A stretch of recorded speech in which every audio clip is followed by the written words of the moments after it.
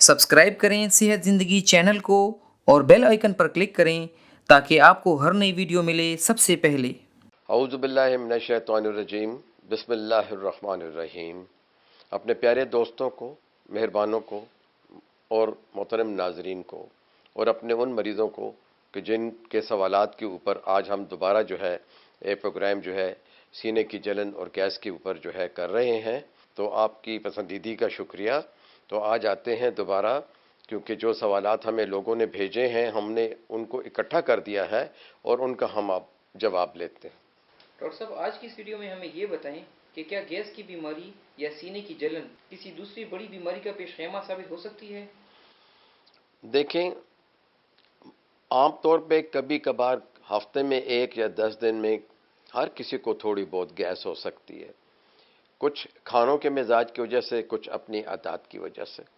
लेकिन मुसलसल तेजाबियत का रहना, सीने की जलन होना, जैसे जर्ड कहते हैं या गर्ड भी कहते हैं, तो ये जो है गैस्ट्रोएसोफेजियल रिफ्लक्स डिजीज़, यानी तेजाब का खुराक की नाली में ऊपर की तरफ आने को और इससे जो जलन पैदा होती है उसे गर्ड कहते हैं। तो ये मुसलसल रहे तो फिर जो हमारी खुराक की नाली है इसोफेगस, उसमें ज़ख़म और अल्सर बन सकता है और उसको क्या कहते हैं, एसोफेजाइटिस कहते हैं, और वहाँ इन्फेक्शन हो सकता है, वहाँ इन्फ्लेमेशन हो सकती है, जलन हो सकती है। अमूमन बाद लोगों को जिनको वॉमिटिंग ज़्यादा होती है किसी वजह से, तो उनको भी जो है इस किस्म का स्ट्रेस अल्सर जो है वो एसोफेगस के मुंह के ऊपर जो निचला हिस्सा है मैदे के मुंह के ऊपर जो है उस पे बन सकता है। तो एक तो अल्सर हो गई इसकी कॉम्प्लिकेशन। दूसरा, अगर मैदे में तेजाबियत ज़्यादा हो तो मैदे का अल्सर यानी गैस्ट्रिक अल्सर हो सकता है। और अगर यही खुराक जो कि हज़म ना हुई हो और इसमें तबखीर ज़्यादा हो, इसमें एसिड ज़्यादा हो, इसमें अमोनिया ज़्यादा हो, या किसी को एच पाइलोराई की डिजीज़ हो, उससे भी अमोनिया जो है बहुत पैदा होता है, तो फिर हमारी जो छोटी आंत का जो पहला हिस्सा जो है, दूसरा हिस्सा जो है, वहाँ ड्यूडिनल अल्सर हम उसे कहते हैं, ड्यूडिनल अल्सर हो जाता है। तो ज़ख़म का बन जाना, फिर अगर इस ज़ख़म का इलाज न किया जाए और हम ऐसी ग़िज़ाएँ खाएं कि जो टॉक्सिक हों, जिनमें आर्टिफिशियल कलर्स जो हैं इस्तेमाल हुए हों,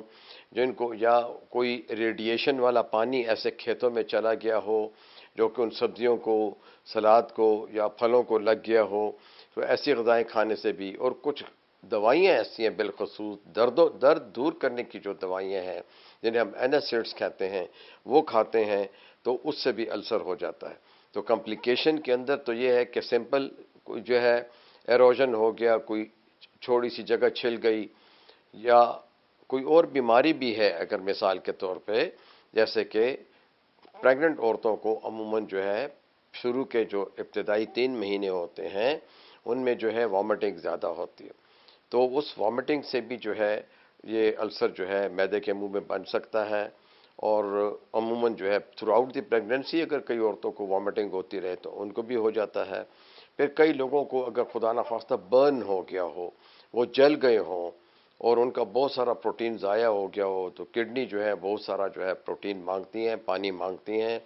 ग़िज़ाई एहतियात मांगती हैं, और अगर ऐसा कोई मरीज़ होगा तो उसको भी स्ट्रेस अल्सर होगा। तो अद्वियात से भी हो सकता है, किसी बीमारी से भी हो सकता है। दमे के जो मरीज़ इन्हेलर्स इस्तेमाल करते हैं, तो ऐसी जो इन्हेलेशन की जो दवाइयाँ होती हैं वो कुछ थोड़ा सा परसेंटेज उनका जो है खुराक की नाली की तरफ भी जाता है, तो उससे भी जलन हो सकती है, क्योंकि वो हम जब इस्तेमाल करते हैं ऐसी दवाइयाँ तो हमारा जो स्फिंक्टर है बार बार के खांसी करने से और अद्वियात इस्तेमाल करने से उसमें भी जो है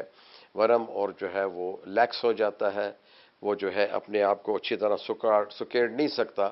तो जब हम लेटते हैं या मुसलसल खांसी करते हैं तो कुछ कतरे खुराक के जो हैं वो ऊपर आ जाते हैं, जो हमारे गले को भी ख़राब करते हैं, और हमारे गले के अंदर जो है जिसे हम कहते हैं आवाज़ का जो साउंड बॉक्स होता है लैरिंक्स, उसमें भी जो है इन्फ्लेमेशन आ सकती है, आवाज़ बैठ जाती है। तो कॉम्प्लिकेशंस तो हैं। अब अगर किसी शख्स का मुसलसल जो है एसिड ज़्यादा रहता है और उसे अल्सर हो गया है, तो वो ये समझता है कि चलो ये मामूली जलन है, इलाज नहीं करवाता, और ऐसे सिम्टम्स अगर 4 हफ्ते से ज़्यादा हों और वो स्मोक भी करते हों तो उन्हें गैस्ट्रिक السر کا جو ہے وہ ان کا کینسر میں بدل سکتا ہے، تو اس سے کینسر کا بھی خطرہ ہے۔